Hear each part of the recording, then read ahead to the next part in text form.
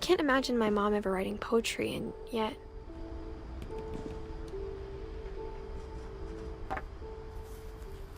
A poem for Gus, who always said the wedding was a bad idea.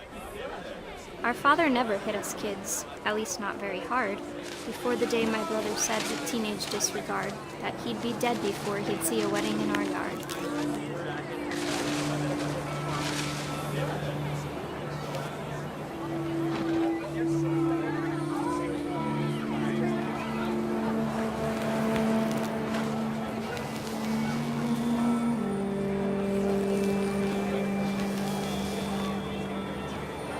My father made him come, of course, but Gus stood far apart, just flew his kite and bottled up the storm inside his heart.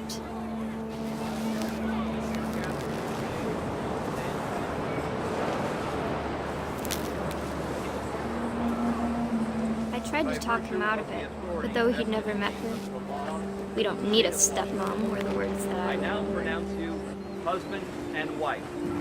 You may kiss the bride.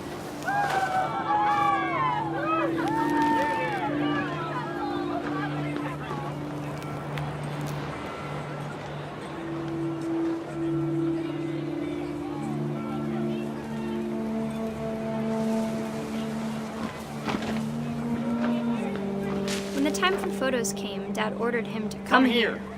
But Gus declined, and as a sign held up his middle finger.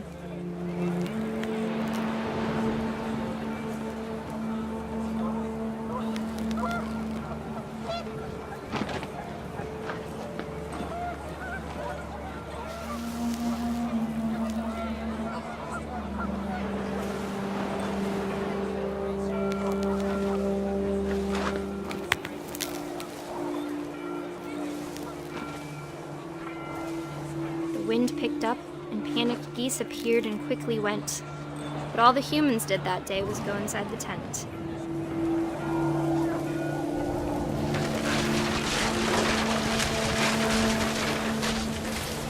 The rain came down in buckets then, but no one seemed afraid that nature might destroy the tent our dad had crudely made.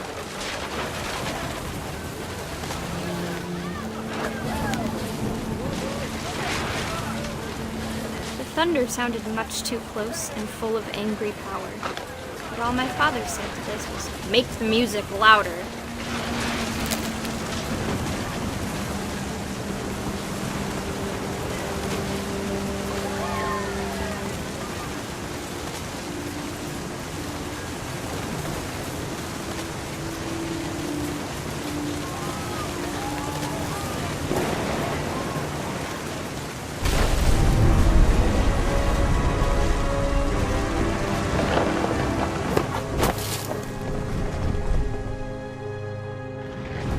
I wish that I could truly say I thought about you on that day. Out there on the beach alone, just you, the wind, the sea, and foam. But I didn't, until we found you.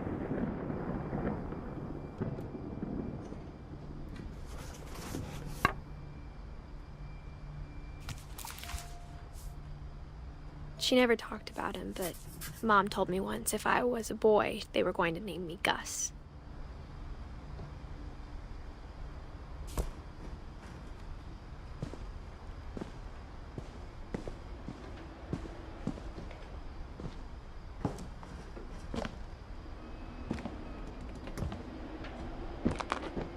My mom moved up to the loft after her brothers died. At the time, it was as far away as she could get.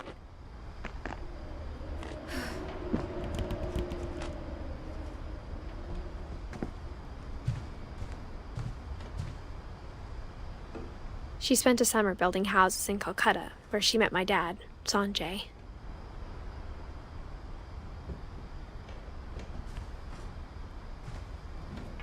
My mom moved to India a week after graduation and got a job teaching English.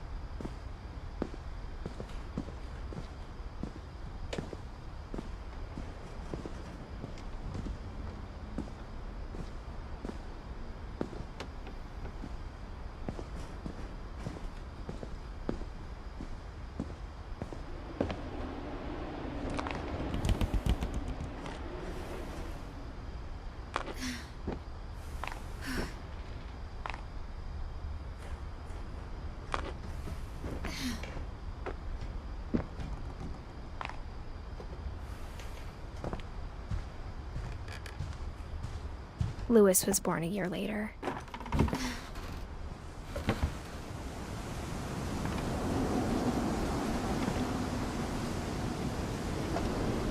When my dad died, I don't think Mom knew where else to go. I'm sure Edie was happy to have her back. And to see kids in the house again.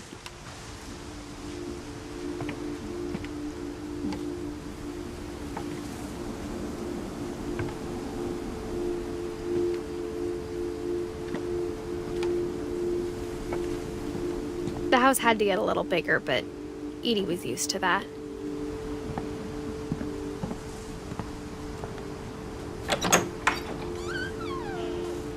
And for a while, things were good.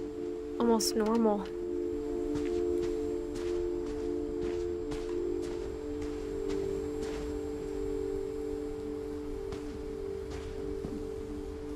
But it didn't last.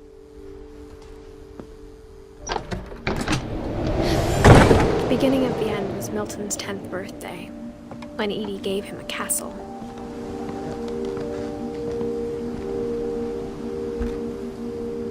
After Milton disappeared, the only thing he left behind was a room full of paintings.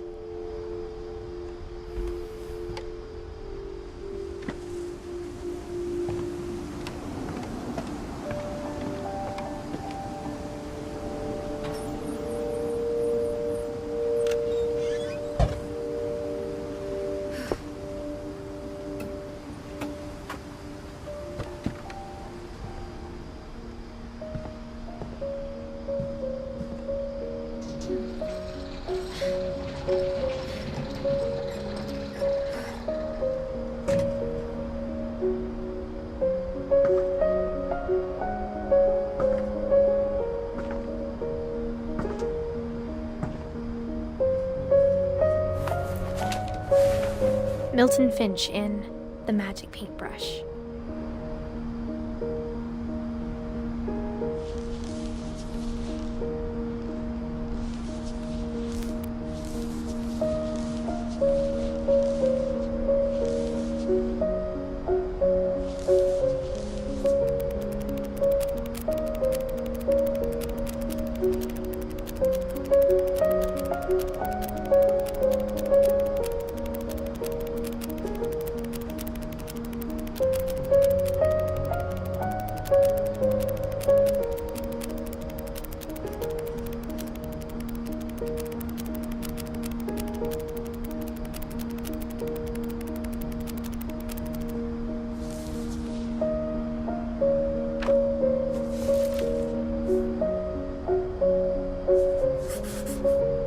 I was 4 when Milton disappeared.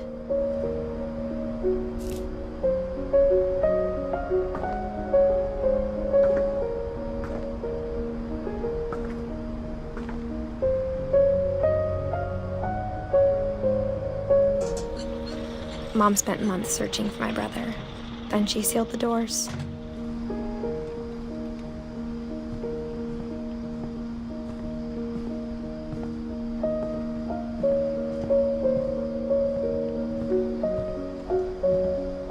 Whatever Milton had found in the house, Mom didn't want it getting out.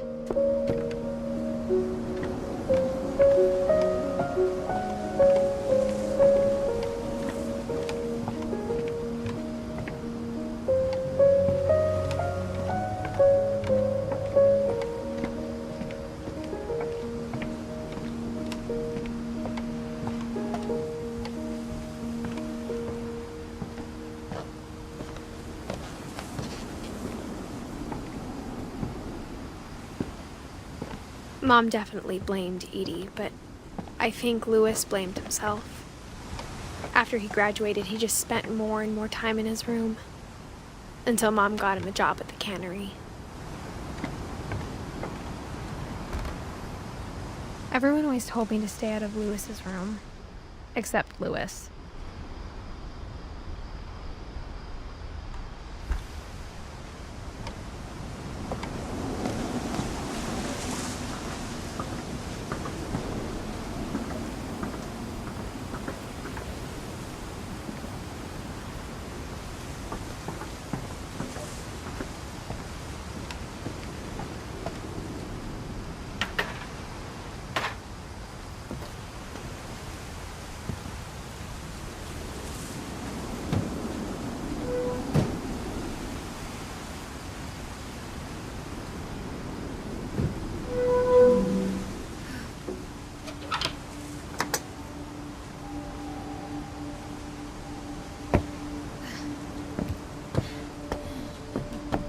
Lewis's room smelled very, very familiar.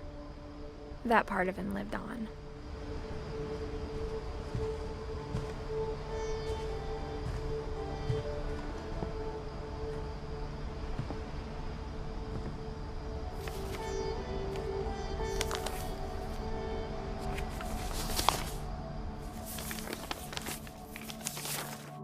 Dear Mrs. Finch, as Lewis's psychiatrist, I can understand your desire for an explanation.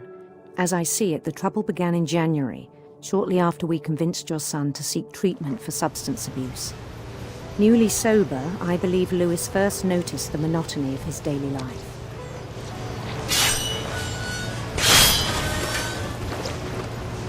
He kept working at the cannery.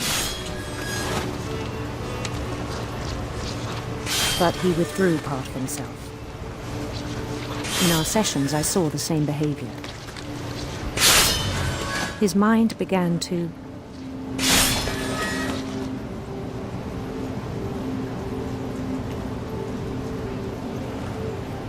wander.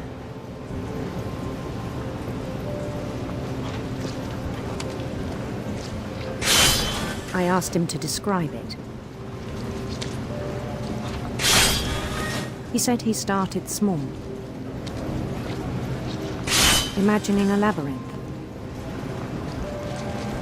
He'd feel his way about.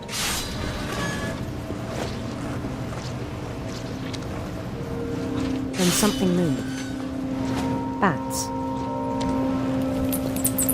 And toads.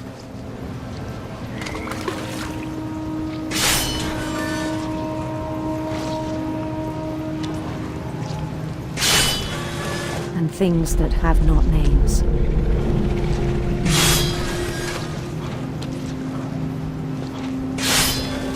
He knew it was all in his head. But he took it very seriously. I had hoped he'd find himself.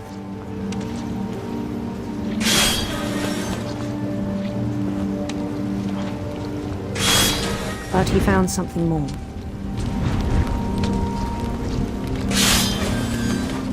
I worried about him then.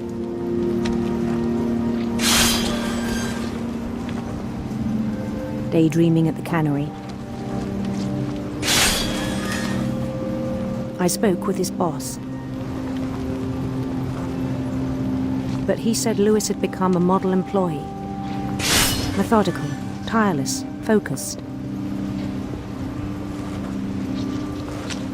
Like a whole new Lewis.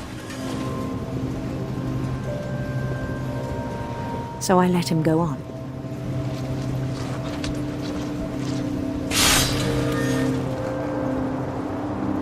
I even encouraged him. It seemed very promising at first. He told me he'd made a new friend.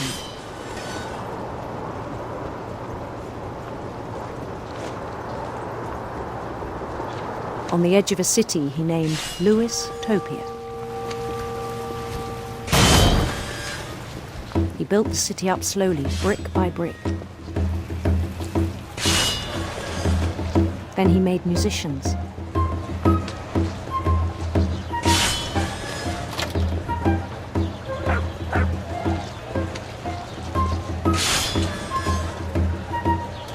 And songs for them to play. He talked about starting a band.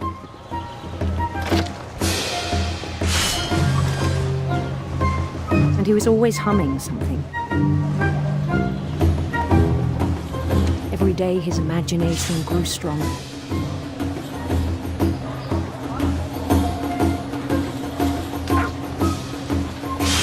He no longer spoke at the cannery. But his chopping was as reliable as ever. Then one day it struck him that all the cheering crowds, even the stones under his feet, were all in his imagination, so he could do whatever he wished.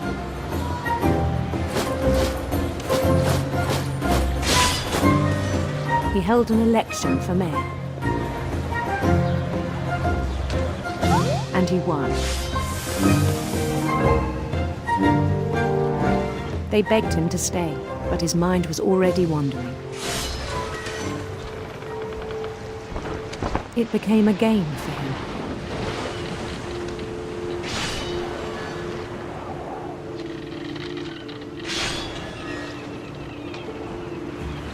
He'd conquer a city, then immediately push on. New Louisville.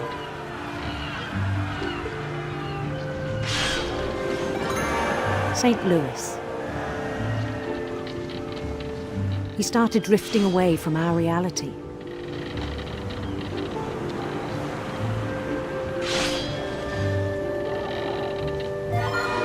Minneapolis. Until one day he forgot to go home from the cannery. Even as his mother pleaded with him, part of Louis kept sailing on.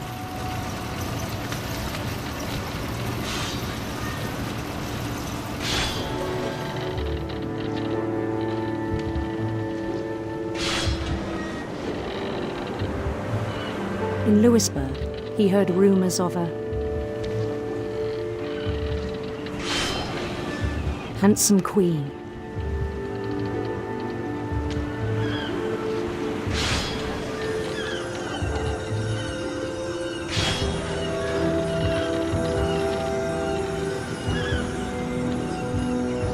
The queen was on her own quest for sinister serpents.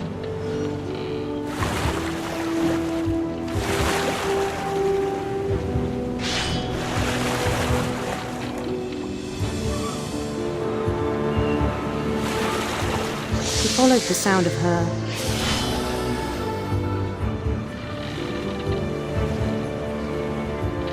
silver harp.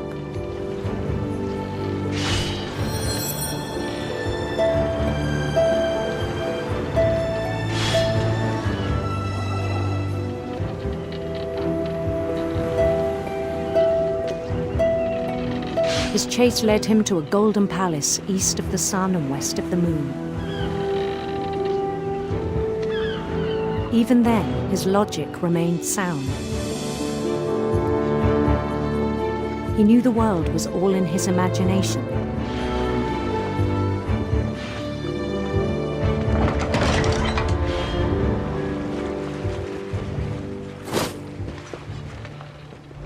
But he was so proud of having created it.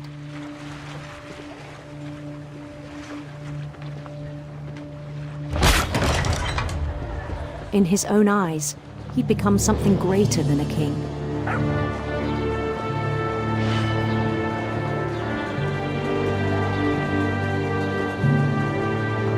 For someone who'd never known success in the real world, I think it was overwhelming.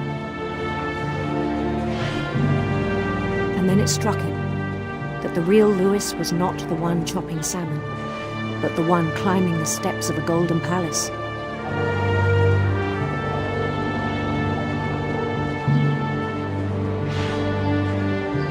My imagination is as real as my body, he told me.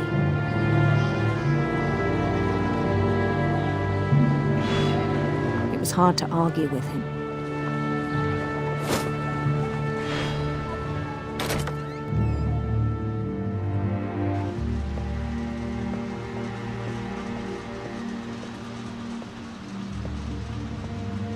He began to forget the world we know.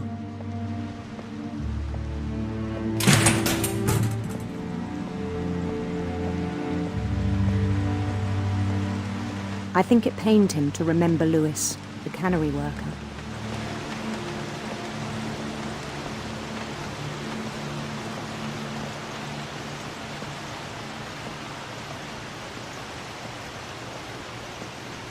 He began to despise the man with a royal contempt.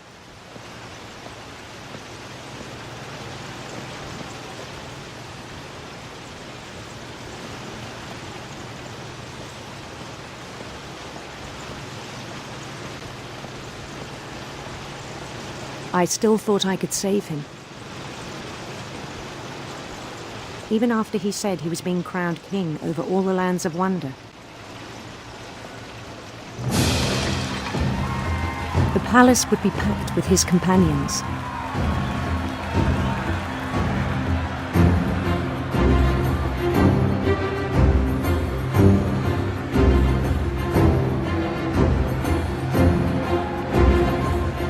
Including the wise Calico who'd insisted on inviting him.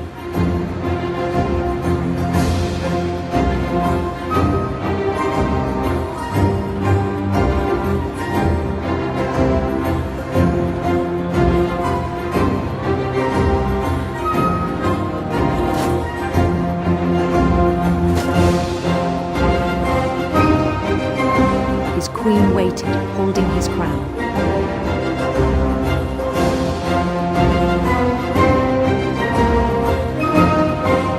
There was only one thing left to do.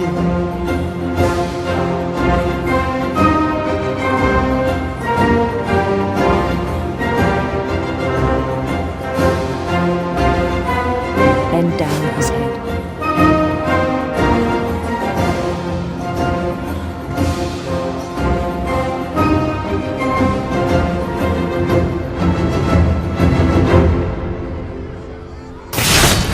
And the rest I think you know. Mrs. Finch, your son was a kind man who will be missed by all of us who knew him.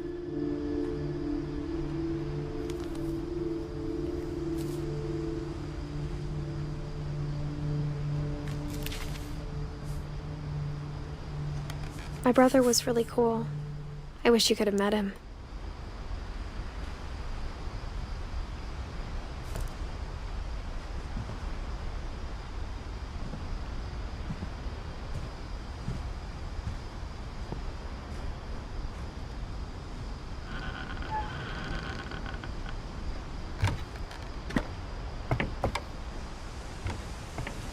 On the way back from Lewis's funeral, my mom told me to start packing.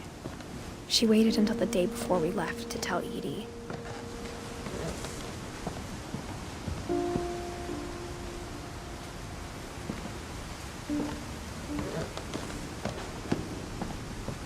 I'm not sure if she wanted to make it easier or harder.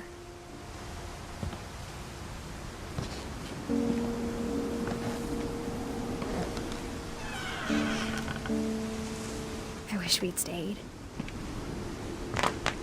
But I understand why we left.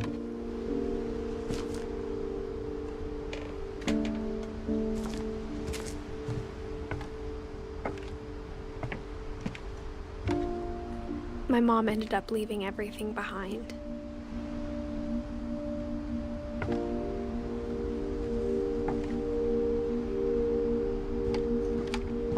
What happened that night had been coming for a long time. Maybe it should have come sooner.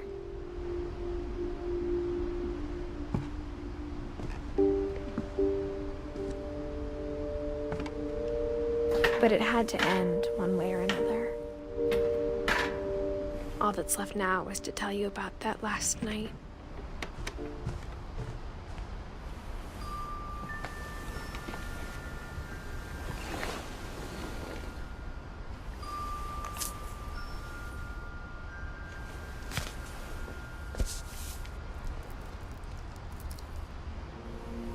That whole last day, Edie just watched us pack and didn't say a word. Until supper, when she raised her glass and said, "To our final night together, and all our final nights apart." Grandma, you know what I said about alcohol. Some of your medications are very Edith, specific. I left a present for you in the hallway. Why don't you go open it? The grown-ups have to argue now. I'm sorry, you're right. We're all leaving tomorrow. Let's just enjoy our last... I'm not leaving. Edith, you're excused.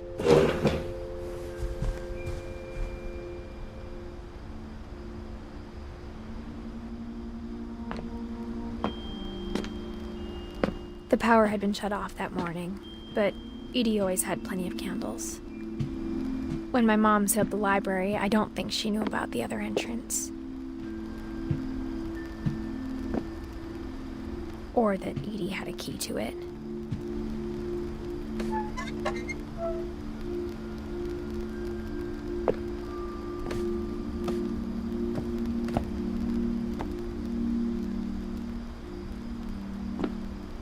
thing you're afraid of isn't going to end when you leave the house. Edith has a right to know these stories. My children are dead because of your stories. I think it's best if Edith and I leave tonight. We'll have the nursing home send a van for you in the morning. Okay? Dear Edith, there's so many stories I wish I could tell you, but there's only time for one. This is about what happened on the night you were born. That night, the tide went way, way out. It was the first and last time I ever saw the old house aground. There'd been an earthquake out in the middle of the ocean. They called it the lowest tide in 1,000 years. God, it smelled awful. You know, I've seen that house every day of my life.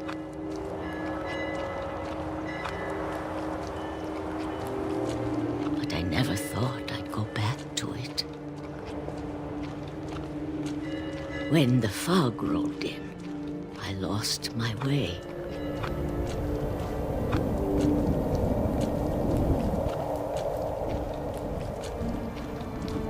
I got turned around.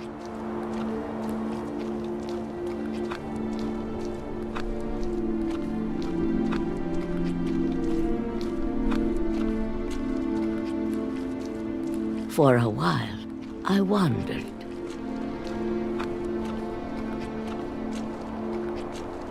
I started seeing things.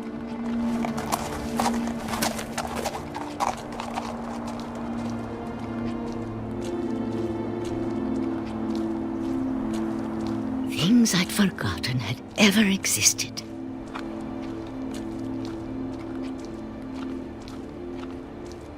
But when I saw them, they felt like old friends. That night, a lot of things came back to me. Or maybe I came back to them.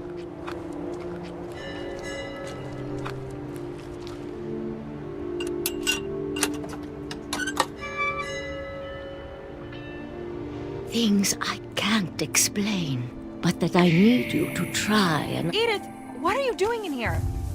It's mine. Edith! Mom, you're gonna rip it! Let go! I kicked and screamed, but Mom dragged me to the car.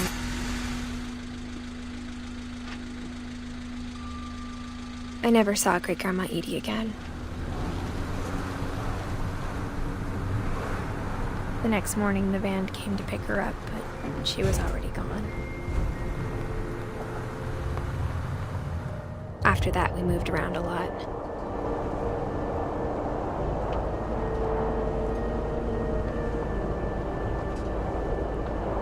We both tried to make the best of it.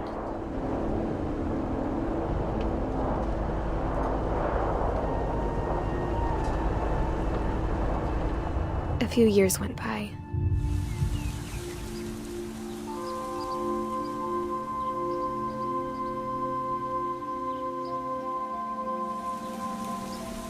My mom didn't like to talk about it, but she started getting sick a lot. The rest happened pretty quickly.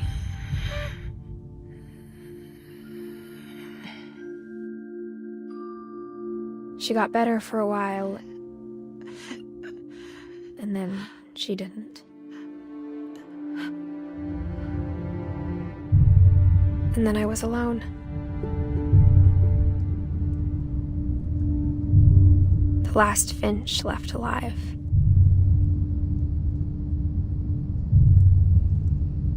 Until I found out about you.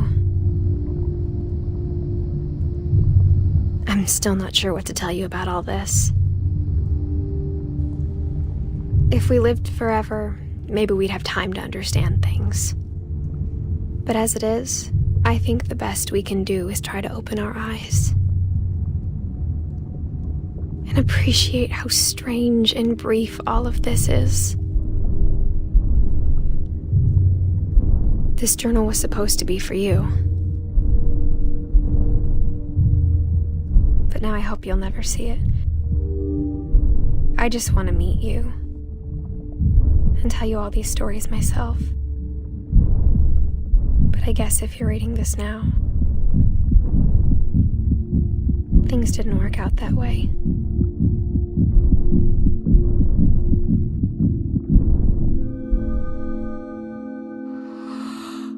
This is where your story begins. I'm sorry I won't be there to see it. It's a lot to ask, but I don't want you to be sad that I'm gone. I want you to be amazed that any of us ever had a chance to be here at all. Good luck.